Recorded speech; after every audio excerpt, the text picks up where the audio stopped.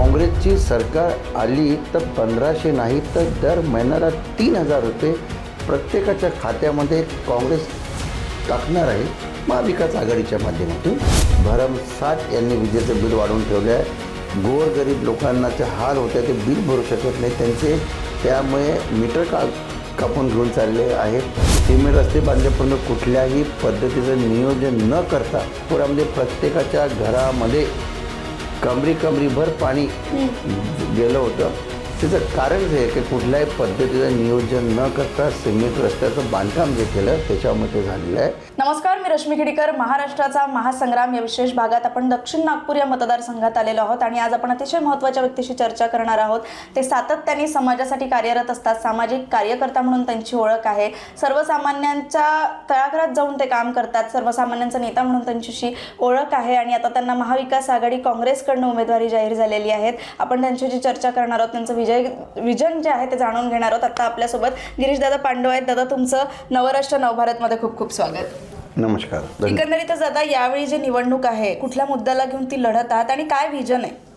नाही, मुद्दे तर बरेचसे आहे, म्हणजे देशपातळीवरचे आहे, राज्यस्तरावरचे आहे आणि आमचे स्थानिक विधानसभेच्या लेवलचे मुद्दे आहे आणि आम्ही सगळेच मुद्दे घेऊन आम्ही जनतेमध्ये जाऊन राहिलेलो आहे. आता देशाची परिस्थिती जी आहे, ज्या पद्धतीची आहे की परमपूज्य बाबासाहेब आंबेडकरांच्या संविधानावरती जे आघात करण्याचं काम हे मनोवादी विचाराचे लोक BJP पक्ष करून राहिलेले आहे, ते जनतेपर्यंत पोचण्याचं काम आम्ही करून राहिलेलो आहे. त्याच पद्धतीने लाडली बहीण योजनेचं हे आमच्या जे महालक्ष्मी योजनेचं बद्दल जे अप्रचार करतात आहे की काँग्रेस सत्तेमध्ये जर आली तर बा यांचे जे 1500 रुपये जे महिलांना मिळतात ते बंद करतील.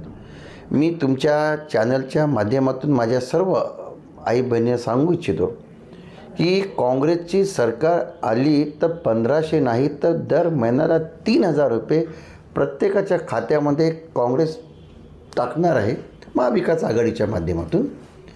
आणि तुम्हाला सांगू इच्छितो की गेल्या 3 वर्षापासून कर्नाटक असेल, तेलंगणा असेल, या राज्यामध्ये जेव्हा काँग्रेसची सरकार आली आणि तिथेसुद्धा असं जाहीर केलं होतं महालक्ष्मी योजना वगैरे, ते आजसुद्धा सुरू आहे. कुठल्याही प्रकारची योजना तिथल्या सरकारने बंद केली नाही आहे. आजच आम्ही संपूर्ण महाराष्ट्राच्या माध्यमातून, माहितीच्या माध्यमातून आम्ही सगळ्यांना हे माहिती दिली आहे की ही योजना तिथे सुरू आहे. त्याच धर्तीवर महाराष्ट्रामध्ये सुद्धा लाडकी बहिणांची जे 1500 रुपयाची योजना आम्ही बंद न करता त्यामध्ये वाढ करून 3000 रुपये आम्ही देणार आहोत, हे आम्ही तुमच्या चॅनलच्या माध्यमातून आम्ही सांगू इच्छितो. त्याचप्रमाणे स्थानिक मुद्दे आमच्याकडे बरेचसे आहे. आरक्षित भूखंडाचा विषय आहे आमच्याकडे. दक्षिण नागपूर ह्या अविकसित विधानसभा राहिलेला आहे आणि ह्या अविकसित विधानसभा जो आहे हे विकसित करण्याचं काम मी माझ्या हातामध्ये घेणार आहे. बरेचसे योजना मी आखलेल्या आहे. उदाहरणार्थ आरक्षित भूखंडाचा असेल, आमच्या इथे गटर लाईनची समस्या मोठ्या प्रमाणात दक्षिण नागपुरामध्ये आहे. आमच्याकडे इलेक्ट्रिक सिटीचं मोठं प्रमाण आहे. OCWच्या माध्यमातून पाण्याची समस्या आहे.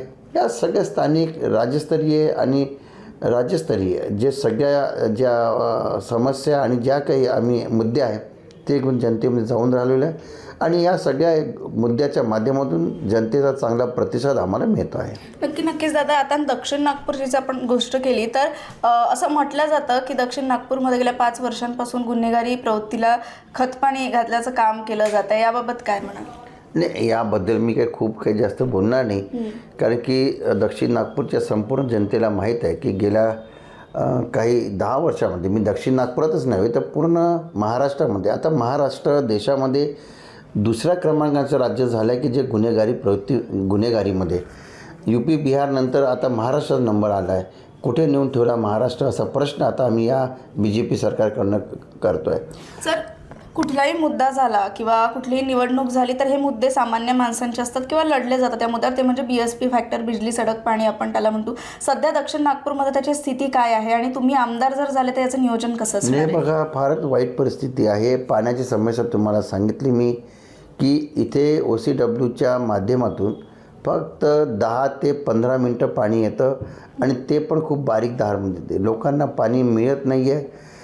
आणि विजेबद्दल तुम्ही विचारलं, तुम्हाला सांगताय भरमसाठ यांनी विजेचं बिल वाढवून ठेवलं आहे. गोरगरीब लोकांनाचे हाल होत आहे, ते बिल भरू शकत नाही त्यांचे, त्यामुळे मीटर कापून घेऊन चालले आहेत.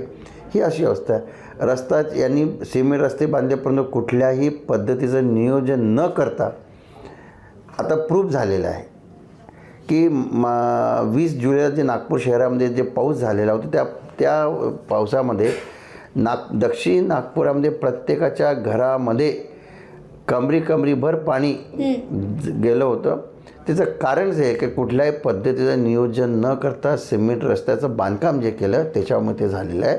आणि त्याच्यामुळे हे सगळे मुद्दे मी जनतेपर्यंत घेऊन जाणार आहे. दादा, सातत्याने आता तुम्ही सर्वसामान्यांच्या घराघरात जाऊन तुम्ही त्यांच्या समस्या जाणून घेतात किंवा आत्ताही तुम्ही प्रचारामध्ये सामान्य नागरिकांशी जुळलेले आहात, तर काय वाटतं त्यांच्या काय समस्या सगळ्यात जास्त जाणवत आहेत आणि त्यांच्या काय भावना आहेत? नाही, बघा, तुम्ही म्हटल्याप्रमाणे मी मागच्या वेळेस निवडणुकीला उभं होतो. थोडासा फरकांनी माझा विजय राहून गेला होता, परंतु त्यानंतर सतत मी सर्वसामान्य जनतेसोबत, मतदारांसोबत मी संपर्कात होतो. त्यांच्या ज्या काही समस्या असेल त्या सोडवण्याचा प्रयत्न केला आणि बऱ्याचशा समस्या मी सोडून तुझा दिला आहे. मी जवळपास 30-35 करोड रुपयाचे कामं दक्षिण नागपुरामध्ये गेल्या 3-4 वर्षामध्ये केलेलं आहे. आणि लोकांच्या भावना जे मी समजून घेत असतो, लोकांचं म्हणणं हे असतं की बाबा आम्हाला काही नको, आम्हाला फक्त 2 प्रेमाचे शब्द हवे, त्यांना एक प्रेमाची थाप त्यांच्या पाठीवर हवी असते, एवढंच आहे. आणि जे मी त्यांचं असं आहे की बेरोजगारीचा प्रश्न फार मोठ्या प्रमाणात आहे. त्यांचं असं म्हणणं आहे की बाबा आमच्या घरच्या मुलीला कुठेतरी नोकरी लागायला पाहिजे. हे सगळे समस्या त्यांच्या आहे. गरिबी आहे, महागाई मग त्यांची कमर तुटलेली आहे, इकडे नोकरी नाही आहे, महागाई वाढलेली आहे. या सगळ्या गोष्टीमुळे फार म्हणजे जनता जी आहे, मतदार जे आहे, खूप त्रासलेली आहे. मी त्यांना सांत्वन देण्याचं काम करू शकतो आणि ते करतो आहे मी. नक्कीच दादा, शेवटी सातत्याने विकास काम तुम्ही करतायत, जनतेची मदत तुम्ही करते, या सगळ्यांना बघून काय वाटतं किती मतदार साथ देते? नाही, नक्कीच. बघा, ज्या पद्धतीने गेल्या आता काही दिवसापासून मी जे प्रचार रॅली माझी सुरू आहे, जागोजागी माझा सत्कार होतो आहे. लोक उत्साहाने बाहेर निघून मला प्रतिसाद देत आहे. मला यावर असं वाटतं आहे की चांगल्या मोठ्या फरकाने माझा विजय होणार आहे. आणि दक्षिण नागपुरातच नव्हे तर नागपुरातल्या 6च्या 6 आणि महाराष्ट्रामध्ये महाविकास आघाडी चांगल्या पद्धतीने सत्तेमध्ये येणार असं मला वाटतं आहे. शेवटी नक्कीच दादा, हे तुमचं स्वप्न लवकरच पूर्ण होईल अशी आशा करते. शेवटी आमच्या जनतेला, प्रेक्षकांना काय सांगणार? नक्कीच मला तुमच्या चॅनलच्या माध्यमातून त्यांना मी विनंती करेल की बा या 20 तारखेला होऊ घातलेल्या निवडणुकीमध्ये माझ्या पंजा चिन्हाची बटन जी की 2 नंबरवरती आहे ते दाबून मला प्रचंड बहुमताने विजय करा. दक्षिण नागपूरचा अविकसित भाग जो आहे त्याला विकसित करण्याचं मी तुम्हाला आश्वासन देतो आहे, निर्धार करतो आहे की जोपर्यंत दक्षिण नागपूर विकसित होणार नाही तोपर्यंत मी कुठल्याही पद्धतीचं काही दुसरं कामं करणार नाही.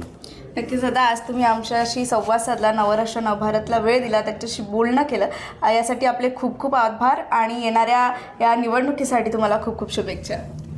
धन्यवाद. तर आज आपण दक्षिण नागपूर इथे आलेलो, या मतदारसंघात आलेलो आणि गिरीशदादांशी आपण चर्चा केली. त्यांच्याकडून काय समस्या जाणून घेतल्या, नागरिकांना काय समस्या होत आहे, कारण ते सातत्याने नागरिकांच्या संपर्कात आहे, त्यांच्या समस्या जाणून घेत आहेत, सर्वसामान्यांपर्यंत पोहोचून त्यांच्या काय समस्या आहेत त्याचं सोल्युशनसुद्धा ते करतात. आणि आता या निवडणुकीत पुढे काय होणार हे पाहणं महत्त्वाचं असणार आहे. याच्या अपडेट्स मी तुमच्यापर्यंत देत राहणार आहे. तोपर्यंत माझ्यासह पाहत राहा महाराष्ट्राचा महासंग्राम. कॅमेरा पर्सन तन्मयसह रश्मी खेडीकर, नवराष्ट्र नागपूर.